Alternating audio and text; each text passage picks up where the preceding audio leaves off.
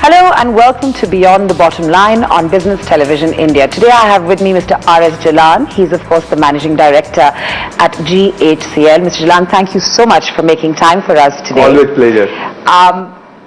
I'm going to start by asking you, what is your outlook when it comes to the textile sector as well as the chemical industry, considering the sort of environment we are in right now? See, Fatima, before I say that what the future outlook we have, let me give you some thoughts what has happened in last 5 years. In the chemical business, we have almost double our capacity in last 5 years. And overall, if you look at the company as a whole, we have our bottom line or the PBT has grown by 24% CAGR growth. And in terms of our textile business, of course, textile business is a cyclical business, but in last 15 years, we have grown by 24% CAGR growth.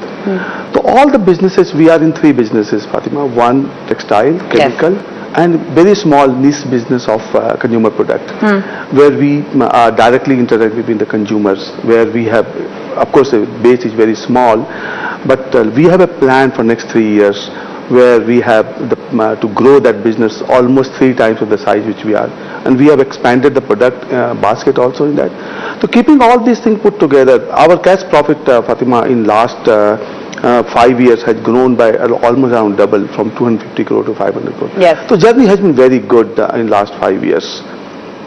Now, in terms of the transformation, of which I will talk to you a little later, but let me first come back to your specific question on how do I look at the future of all the businesses which we are in. Like take chemical business, which is soda ash primarily. India is growing by almost around 5 to 6% historically. The way the economic situation is improving in India, our expectation is that the growth will be in the range of around 6 to 7%. In next 5 years, you need almost more than 1 million ton of the soda ash extra requirement. And we can never have enough of soda ash actually in the world. I mean, that's one of the things. That's one of the key things. So if you look at the way we look at this business, we are continuously growing on the business. 2 expansions are already on pipeline. One expansion which is going to complete this year, and the second expansion which is going to complete next year. In next 3 years, Fatima, overall we believe our revenue will be growing by almost around 10 to 12%, whereas our EBITDA will grow something around 16 to 18% CAGR growth, and my bottom line will grow by 22%. So while we're talking about expansions, how are you planning on funding those expansions? And also, you are expanding soda ash, brownfield, greenfield, both ways as well. What is the capacity expansion schedule that we're talking about here? See, today, Fatima, our capacity is around 9.5 lakh tons. By this year end, by March 19, will become 10.5. And next year, in 2020, 19-20, we will become 11.5. So we have almost around 200,000 ton extra production coming in next 2 years' time. Now, in terms of which you spoke about the greenfield project, see, greenfield project takes a long period of time. So what we are trying to optimize is the current location, because the current location you have 2 advantages. One advantage is you have a capital cost which is almost 50% of the greenfield project, and the second is your margin, because your all other costs remain the same. So you get a better margin on that business. So that's the reason now we are moving from almost around 11.5 lakh tons. Now the greenfield project, which we have started working on that, we will be doing in a modular form. Maybe in 2021 onwards, we'll start spending money on that. But that will take few years of time in the modular form. In terms of the resource, Fatima, as I said, we are almost generating 500 crores of cash profit every year, which will keep on growing going forward. We want to be very, very clear in our thought is that our leveraging will not be more than 1:1. More than 1:1. 1:1. And that 1:1 will create a kind of a company which is an optimally leveraged and not over leveraged, and also keep a growth momentum continue. So that's the sort of expansion and momentum plan with the kind of math you're talking about right now. Generally, I mean, at the moment, I think you're capturing about 23 to 25% of market share domestically in soda ash as a segment. What do you think that is going to be after your capacity expansion plans? What are you aiming at here? If you look at, like I said, in terms of the growth of the market is almost around 200,000 tons. Yeah. Okay, every year the customer requirement goes up by 20. So my guess will be something around, we will be in the range of around 26-27% in next year's time. Okay. Let's talk about China, because we can't ignore China, of course, in this conversation. I mean, we understand that it is planning on relocating some of its soda ash plants because of environmental issues that have been very much in the forefront. How is this going to be affecting your company? And also, how do you see dynamics going forward when it comes? Very interesting, Fatima, on this subject, because as you know that the China is almost 46%. 46% of all the world demand and the world market is there. Yeah. Now there are two new development which is happening, I would say three development which is happening in China. One, on the environmental side. Yeah. There's a lot of challenges are being faced by this industry. The second, there is a process which is called an how process there. And that how process is only available in China. And that how process, what happens is that you produce 1 ton of soda ash, along with that you produce a 1 ton of ammonium chloride. And where the fertilizer capacity in China is growing, they are only, today capacity utilization of fertilizer, urea fertilizer is around 60%. Okay. Now that is becoming an oversupply situation in fertilizer. That is creating a challenge for the ammonium chloride, which is also a fertilizer, low-grade fertilizer. Okay. So those technology is facing a serious problem of economic viability for China. The soda is produced out of the how process, where the ammonium chloride is also produced. Okay. And the third which is happening is, now the people of, or the industries of China has started understanding that bottom line is important. So these three developments definitely creates a big opportunity for the globe in terms of the soda ash. Yeah, but in terms of how they are doing it and how are we doing it, can you explain that a little bit differently? See, in terms of there are two technology in the soda ash. One is the synthetic soda ash process, and one is the your natural soda ash process. Sure. Natural soda ash is only available in only some part of the world, like US and some part of Africa, and Turkey recently has been added on that. In addition to that, only synthetic process is there. Now, only in China you have that how process. If I eliminate that how process, everybody produces the soda ash on the same technology. Right. The technology remains the same. In terms of the cost of production, almost Indian producers are matching with the Chinese cost of production. Okay. So we are very competitive that way. So what is happening with the captive process at the moment, and what can you tell me in terms of the advantages that you have and how you plan on really capitalizing on that going forward? See, one, in the soda ash business, which I have been saying for a long period of time, this is a localized domestic production. Yeah. In the world, it never happens the soda ash is being produced at one location and transported for a long distance. So one advantage to India, specific to the Indian producer, is the demand growth is happening in India. Yeah. That's a huge advantage to us. And that cannot be fulfilled from metal coming in from outside. That's number one. Okay. Second, in terms of the cost of production, we have some unique advantage even in vis-a-vis the Indian competition. Like we are the only company which has a lignite mines, which is a captive. Which is why I wanted to talk a little bit more about what. And the second, then we have a new technology which we have developed 7-8 years back, where we, instead of produce, the one requirement of is the coke, metallurgical coke is one of the requirement, which we are not using it, whereas the whole world is using the metallurgical coke. Instead of that, we are using the byproduct or the waste or the metallurgical, which is called as the dust part of that metallurgical. Sure. We have that technology. So in terms of the competitive advantage, and the third, Fatima, I would say very important for us is our plant utilization or our efficiency is the best in the world. We are almost achieving around 97-98%. So all these competitive advantage are helping us to remain ahead of the in the margin as compared to every competition. Okay.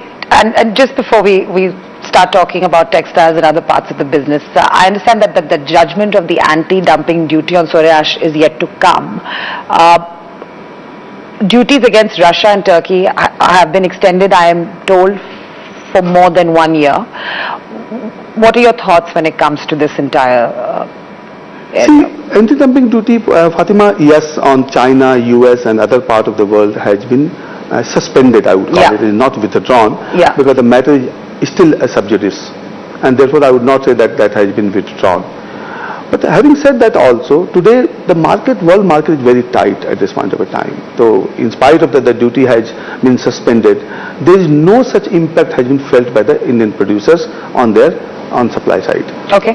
So from that perspective, I don't see that is going to be a major impact to the industry. So what are your thoughts on the rupee at the all-time low that we're seeing against the dollar at the moment? I mean, how are you sort of looking at that equation at the moment? See, today, as you know, that the dollar is almost around 69.7 at this point of a time. My belief is that the gap between the inflation versus the US inflation versus the Indian inflation, the rupee will continue to depreciate in the range of around 5 to 6% over a period of time. So today my guess at this point of time in the near future, the rupee should be in the range of around 71. Okay. And specifically, when you look at the effects, so to speak, or the lack of effects on the company, is there anything that will be very positive for us? Yeah. Because look at because our major competition in the soda ash is the metal coming in from outside, and we are net in terms of the value. Our has an impact on. We are a net exporter in the overall as a business. We are almost doing around more than 100 million of the total export. Yeah. Whereas my import is only around 30 million. Okay. We are net exporter. Rupee depreciation will definitely help us.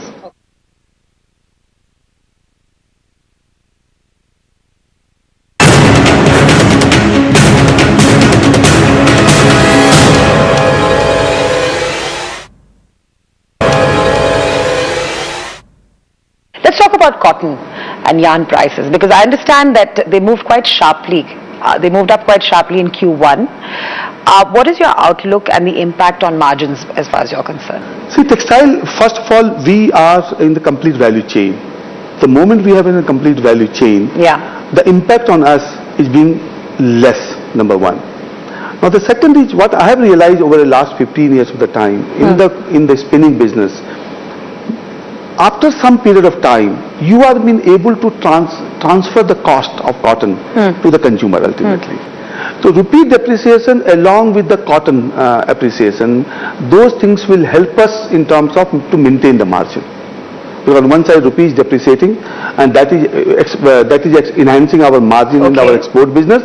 On the other side, cotton prices are. So that will be we will be able to maintain our margin on the textile business. Okay. Because of value chain we are together. Sure. And I understand that you recently completed a spinning unit installation, and I think that was in Madurai.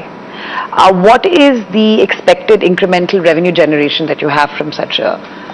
We have almost in the spinning business, we have been growing by around 15% over revenue growth over a period of time. Like I said, in the last 15 years, we have grown by 24% CAGR growth. So my expectation is this 15% of the revenue growth in the textile should continue going forward. Okay. Projections going forward. And we are continuously making an investment into that business. Okay. Just a little bit in terms of the recent conversion of some of your high-cost loan with a 10% interest rate, I understand, into foreign currency. Convertible loan, I'm told, at an average of 3.8%. These are the numbers I have in front of me. Just going back once again to what we're seeing with the rupee, do you see this as a viable option? What are the dynamics there again?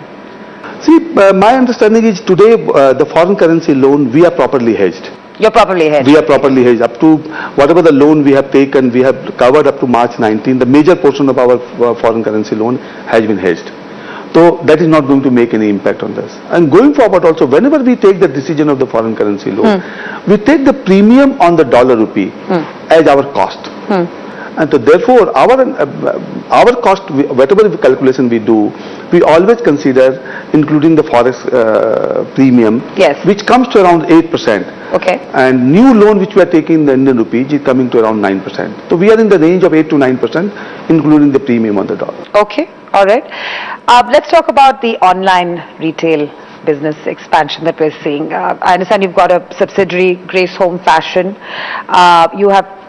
That has tie-ups with the larger retailers, including the JCPenney's and other big brands as well. What are your plans going forward there?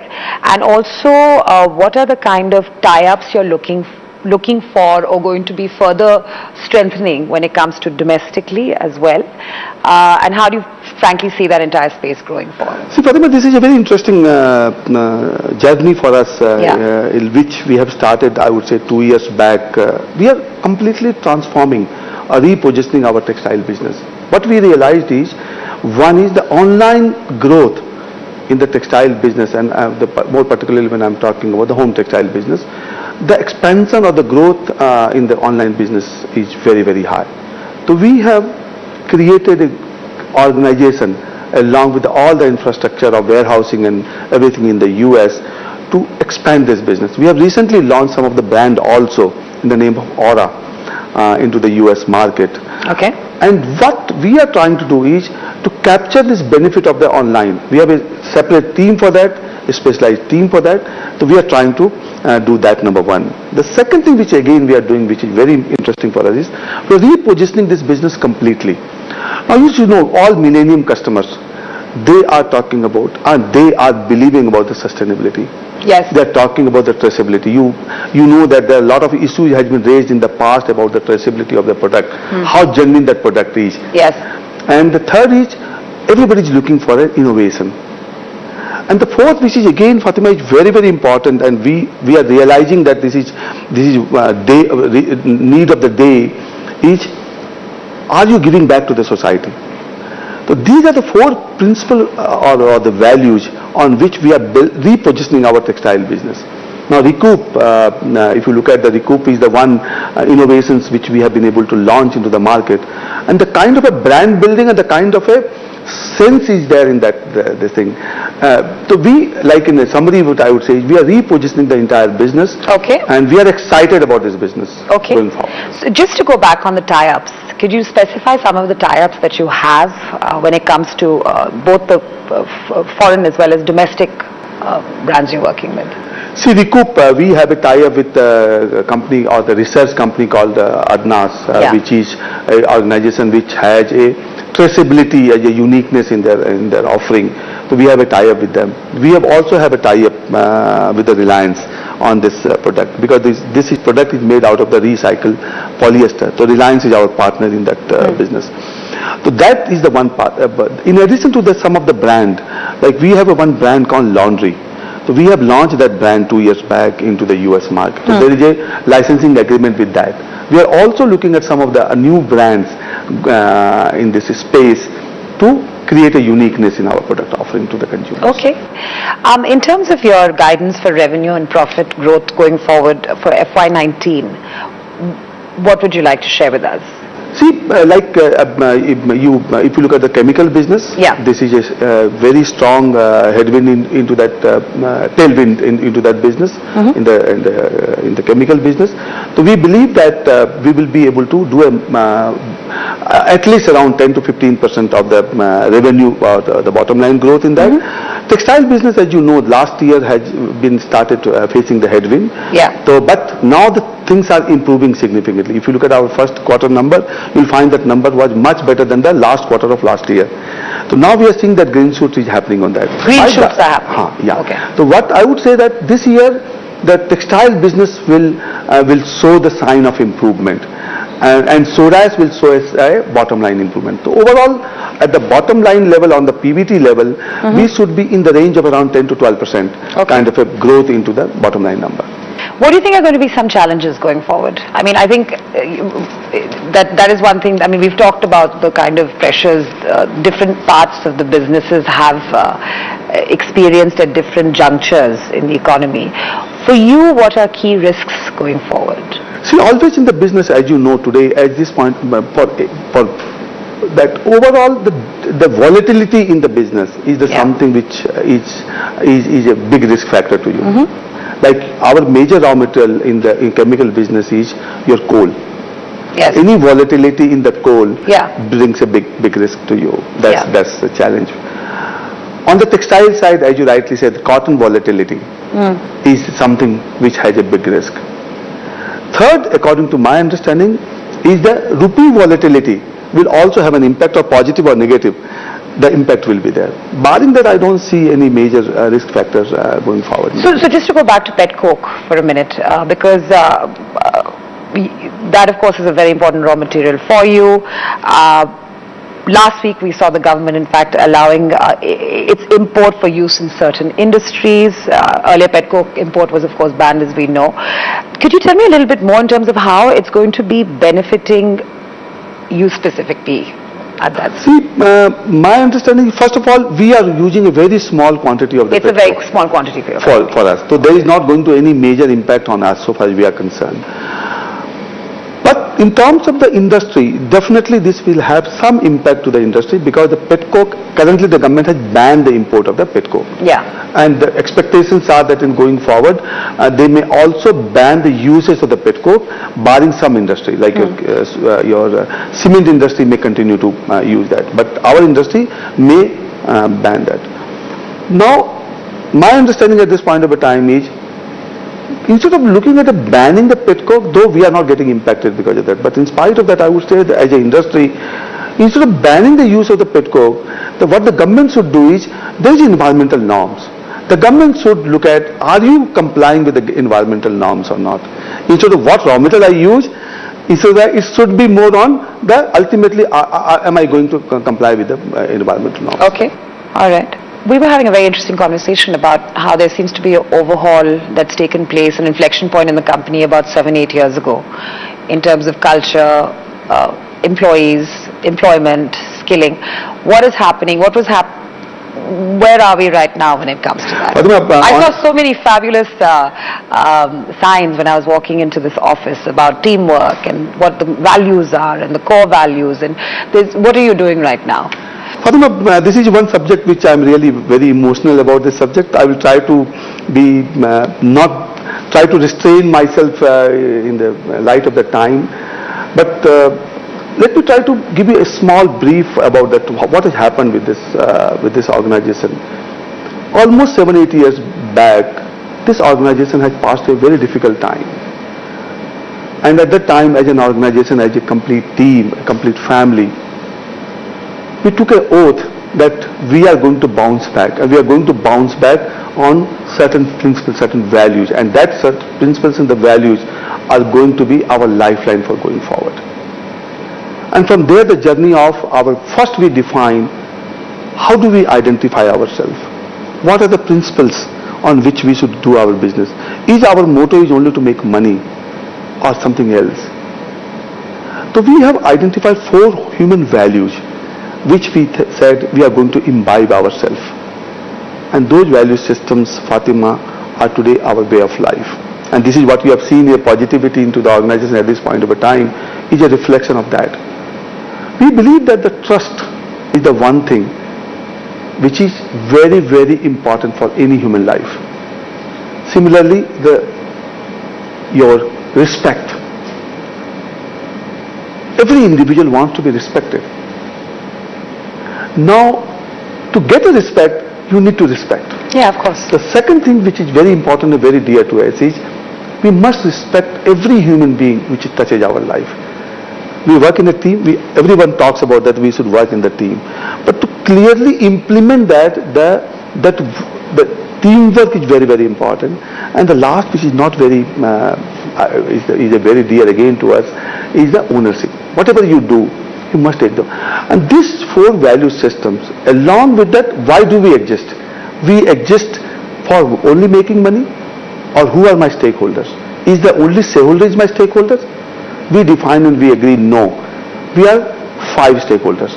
And our purpose is, we have to create a value for all stakeholders, not one, employees.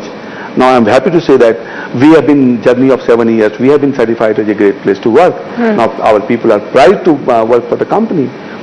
Similarly, you look at the various award, corporate governance award. We have got so many awards on that. These are all reflection of these value systems, along with our thought that our purpose of existence is to create a value of 5 stakeholders. We consider employee as one of our stakeholders. We consider our vendors as one of our stakeholders. Customer, everybody talks about the customer as a. Now, Shareholders is one of the stakeholders. But the society, our understanding is the kind of a job we are doing on the for the society, not governing on your CSR principles of the that 2% of your cost has to be, or your profit has to be allocated to. Physically, we have done a lot of work on. What are some examples of that? Some examples on agriculture, horticulture, on medical. Now, in the whole of our, almost we are touching almost around 70-80 villages near to our factories. Okay. We are taking care of their medical need. Now, cancer detection is one of the prime objective. Now, in the village, you know that the people are not aware about the cancer. So spreading awareness and sort of doing awareness. Similarly, on the water, on the sanitation, on the Clean India. Yeah. All these initiatives, huge amount of big organizations we have built. We are taking the support from many of the, like Ratan Tata Trust. They are supporting us. Okay. Government is supporting us. The many other NGOs are supporting us. So these are the 5 stakeholders we are working for. And this positivity what you see and this transformation which you see is primarily because of that. All right, Mr. S Jalan, thank you for speaking to us right here on Business Television India. Thank you. Thank you very much.